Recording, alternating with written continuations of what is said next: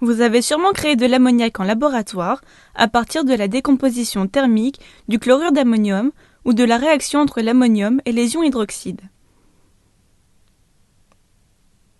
Vous êtes-vous déjà demandé pour quelle raison l'ammoniac est produit à échelle industrielle?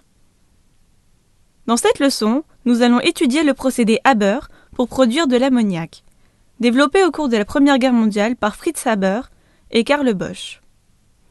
Ils ont été récompensés pour leurs efforts et leur contribution au développement de procédés à l'échelle industrielle par le prix Nobel de chimie.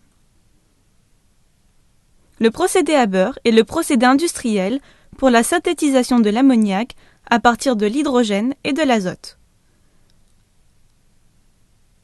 L'hydrogène est obtenu à partir de la réaction entre le méthane et la vapeur produisant du monoxyde de carbone en sous-produit.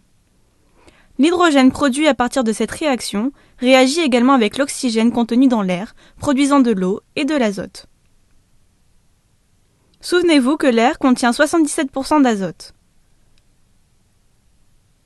Ces gaz sont alors compressés et envoyés dans le réacteur dans lequel l'ammoniac est produit.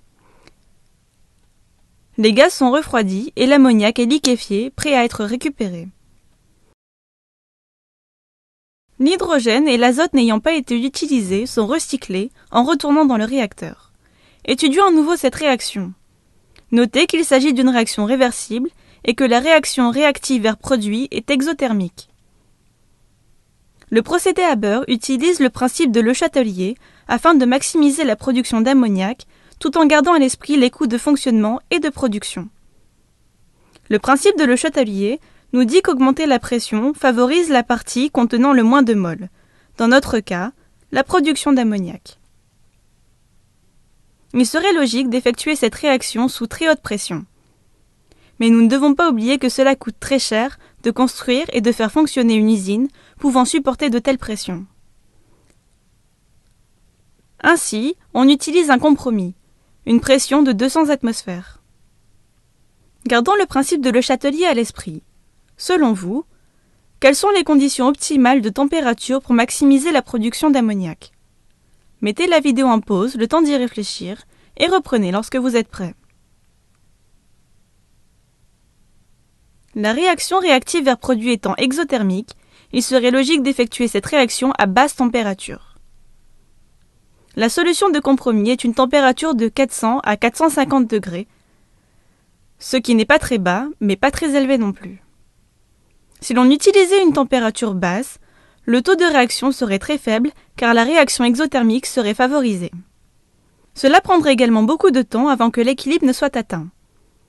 Une température de 400 à 450 degrés assure donc que la réaction se produise avec un rendement suffisant. Le rendement de ce procédé est de 10 à 20%. Souvenez-vous de l'introduction. Les gaz inutilisés sont recyclés, les réactifs ne sont donc pas perdus. De plus, on utilise un catalyseur à base de fer dans ce procédé. La présence du catalyseur n'affecte pas la position de l'équilibre, mais augmente le taux auquel l'équilibre est atteint. En conclusion, le procédé Haber est le procédé industriel servant à produire l'ammoniac à partir de l'hydrogène et de l'azote. Il est réalisé à 400-450 degrés et sous pression de 200 atmosphères en présence d'un catalyseur à base de fer. Ces conditions sont des solutions de compromis afin de maximiser la production d'ammoniac ainsi que les bénéfices économiques.